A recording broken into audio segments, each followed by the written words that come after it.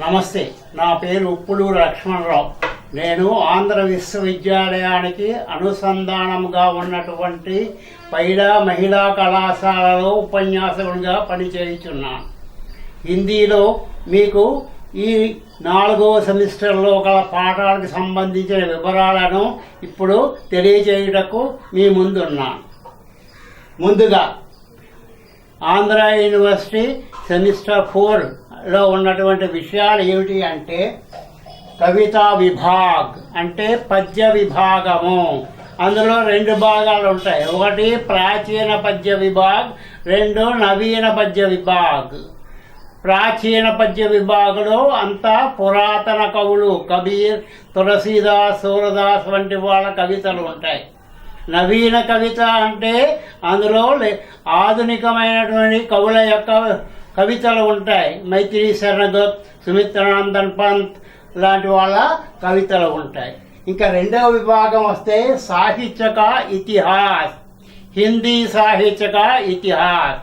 ఇందులో హిందీ యొక్క చరిత్ర, ఇతిహాస్ అంటే చరిత్ర అంటే జరిగిపోయిన విషయాలను గురించి క్రోడీకరించి చెప్పేదే చరిత్ర.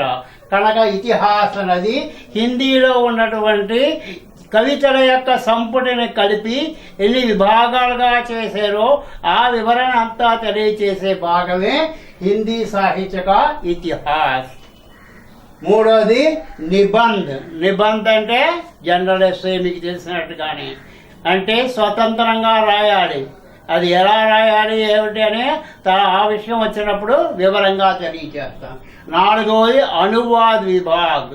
అనువాదము ఇంగ్లీషు నుండి హిందీలోకి అనువాదం చెయ్యాలి. అంగ్రేజీ సే హిందీ మే అనువాద్ కరో అని 5 వాక్యాలు ఇస్తారు. 5, 2, 10 మార్కులు కూడా ఉంటాయి దానికి. అది ఒక విభాగము.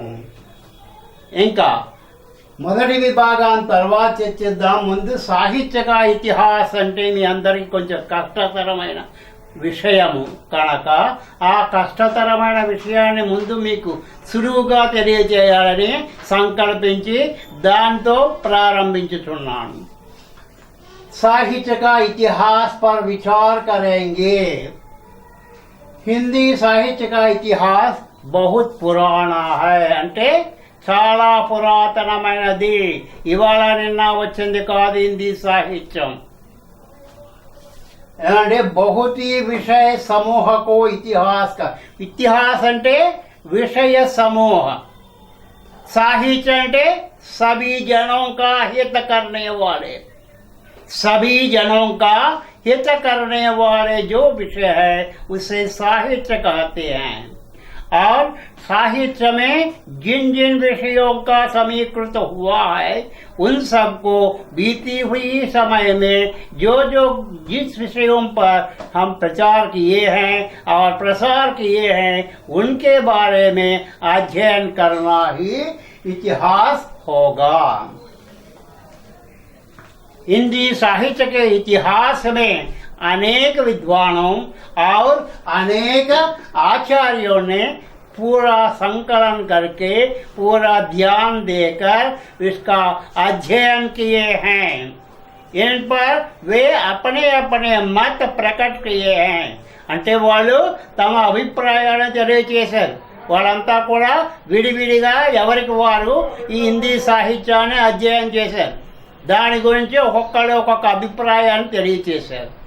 అందరు కూడా ఆచార్యులు గొప్ప గొప్ప వాళ్ళే, చిన్న చిన్న వాళ్ళు మాత్రం కాదు, చాలా జ్ఞాన సంపన్నులు. అలాంటి వాళ్ళంతా కూడా ఈ విషయం గురించి కూలంకషంగా తెలుసుకుని మనకి తెలియజేస్తున్నారు. इस विषय पर पूरा ध्यान दिए हैं. भाषा का काल विभाग कैसे करना है इस पर वे पूरा ध्यान दिए हैं. पूरा परिपूर्ण रूप से वे इस पर विषय ग्रहण करके हमारे सामने खोल रखे हैं. इन सभी आचार्यों में सर्वश्रेष्ठ आचार्य शुक्ल जी है. आचार्य शुक्ल जी है. सभी लोग विद्वान और अन्य आचार्यों में भी उनके विचारों को मान्यता देकर हिंदी साहित्य का इतिहास का आधार यही विचार है करके वे बताए हैं। इसका मतलब सभी आचार्यों और विद्वानों ने बहुमत से सबको यह मान्यता देने के लिए तैयार हो गए हैं। అంటే అందరు ఆచార్యులు విద్వాంసులు కలిసినటువంటి చర్చాగోష్ఠిలో ఈ ఆచార్య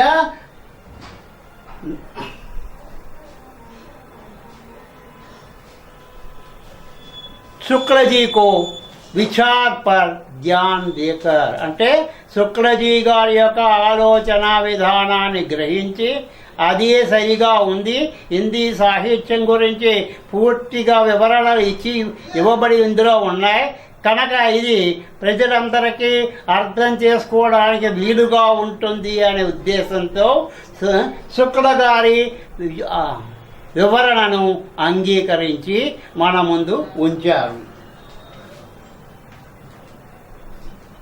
उनके विचारों के अनुसार అంటే శుక్లజీ గారి యొక్క ఆలోచనా క్రమాన్ని బట్టి మనకి తెలిసేది ఏంటి అంటే ఈ హిందీ సాహిత్యం అనేది చాలా పురాతనమైనది, దీని గురించి కరెక్ట్గా మనం సరి అయిన నిర్ణయం చేయడం కష్టం, ఆచార్యులకే కష్టమైంది కనుక వాళ్ళంతా కలిసి నిర్ణయించింది ఏమంటే హిందీ భాష యొక్క ప్రారంభం 770వ సంవత్సరం విక్రమాదిత్య శకంలో జరిగింది। అంటే విక్రమాదిత్య శకం 770వ సంవత్సరం 770 में उनका इसका आरंभ हुआ है। విక్రమ సదీ में అంటే విక్రమాదిత్య శకంలో ఆరంభమైంది। దాన్ని ఆధారంగా చేసుకొని కాల విభజన స్థూలంగా చేయబడింది। आचार्य शुक्ल जी से इसका काल विभाजन स्थूल रूप से की गई है। उन्होंने जिस आधार से यह काल विभाजन किया है, ఈ కాల విభజన చేయడానికి ఆయనకున్న ఆధారం ఏంటి, ఏ బేస్ మీద ఆయన చేశారు, ఏ ఆధారం ఇచ్చేశారు అంటే ఏ కాలాల్లో ఏ ప్రవృత్తుల యొక్క విశేషత ఎక్కువగా ఉందో ఆ ప్రవృత్తిని బట్టి ఆ కాలానికి ఆ నామకరణ చేశారు। जिस काल में जिस प्रवृत्ति को प्राधान्यता मिली है उसी के आधार पर इस काल का नामकरण शुक्ल जी ने किए हैं। అర్థమైందండి? అంటే ఆ కాలంలో ఏ ప్రవృత్తి ఎక్కువగా ఉంటే ఆ ప్రవృత్తి పేరు పెట్టి కాల విభజన చేశారు। ఆరంభ అంటే ప్రారంభమైనది అంటే शुरुआत का समय, काव्य का शुरुआत का समय कब हुआ हैं माने उन्होंने 1000 से 1365 तक जो काल में काव्य की रचनाएं हुई है इन सभी काव्यों को मिलाकर आदि काल का नामकरण किए हैं। आदि मीन्स स्टार्टिंग, प्रारंभము, దీన్ని ప్రారంభ కాల్ అని కూడా అంటారు। ఆది కాల్ ప్రారంభ కాల్ అని కూడా అంటారు। దాని తర్వాత 1375 నుంచి 1700 వరకు 1365 से लेकर 1700 तक जिस काल का बीच में काव्य रचना हुई है इन सभी काव्यों को भक्ति काल के अंतर्गत माने जाते हैं। అంటే 1375 నుంచి 1700 మధ్య గలటువంటి కాలంలో ఏ సాహిత్యం హిందీ సాహిత్యం రచనలు జరిగాయో ఏ కవులు ఆ టైంలో ఉన్నారో వాళ్ళ వివరణ అంతా కలిపి ఈ 1375 1775 కాలంలోది దాన్ని భక్తి కాలం అనే పేరుతో పిలుస్తున్నారు। అర్థమైందంటే మరోసారి ఇంకో చెప్తాను చూడండి। 1375 నుంచి 1700 వరకు గల కాలంలో ఏ రచనలు ఏ కవులు చేశారో ఆయా రచనలు ఆ కవుడు కూడా ఈ భక్తి కాలంలో వస్తూ ఉంటారు. కారణం ఏంటి అంటే ఈ మధ్య కాలంలో ఎక్కువ మంది రాముడి మీద కృష్ణుడి మీద రచనలు చేశారు. వీళ్ళు రామభక్తి కృష్ణ భక్తి ఎక్కువగా చూపించగలిగిన కవుడంతా ఈ కాలంలో ఉన్నారు కనుక ఈ కాలానికి భక్తి కాలం అని శుక్ల గారు పేరు పెట్టారు. తర్వాత రీతి కాల్, రీతి అంటే ఏమిటండి? పద్ధతి, విధానము. ఇంకో రకంగా చెప్పాలంటే ప్రేమ. ప్రేమకు సంబంధించిన కావ్యాలు ఎక్కువ ఈ కాలంలో రాయబడ్డాయి. అంటే 1700 సంవత్సరం నుంచి 1900 సంవత్సరం వరకు, 1700 to 1900 तक जिन जिन कविताओं की रचना हुई है उन सभी रचनाओं और कवियों को रीतिकाल के अंतर्गत नियुक्त किए गए हैं. అంటే ఈ కాలం మధ్యలో వాళ్ళని పేర్కొనబడ్డారు. ఇది రీతికాల్. రీతి అంటే పద్ధతి, విధానము, శృంగారము అని కూడా అర్థం. ఇందులో శృంగారానికి సంబంధించిన కావ్యాలు ఎక్కువ ఈ కాలంలో రాయబడ్డాయి. తర్వాతది నాలుగోది ఆధునిక కాల్. ఆధునికము అంటే లేటెస్ట్, ఈనాటి వరకు. అంటే 1900 సంవత్సరం నుంచి ఈ రోజు వరకు జరిగిన అన్ని రచనలు కూడా ఈ కాలంలోకి వస్తాయి. आज तक जो जो नई कवियों नए कविताएं लिखे हैं वे सब इसके अंतर्गत आ जाते हैं. आज लिखे हैं वे भी इसके अंतर आते हैं. हाँ, 1 साल के पहले लिखे हैं वे भी इनके अंदर आते हैं. 2020 में लिखे हैं वे भी इसके अंदर आते हैं. आधुनिक काल. आधुनिक मीन्स नया, न्यू, ప్రస్తుత కాల్ అని కూడా దీన్ని అంటారు. ఇలాగా శుక్ల గారు హిందీ సాహిత్యంలోని విభాగాలను నిర్ణయించారు. సమయాన్ని బట్టి, కాలాన్ని బట్టి ఆ విభాగానికి ఆ పేరు పెట్టారు. ఇది క్లియర్గా అర్థమైందండి? ఇంకా లేదంటే ఇంకోసారి ఎక్స్ప్లెయిన్ చేస్తాను చూడండి. 4 शुक्ल गार अनुसरित शुक्ल जी के अनुसार 1000 से 1365 तक जो जो काल है उसको आदि काल नामकरण किए हैं.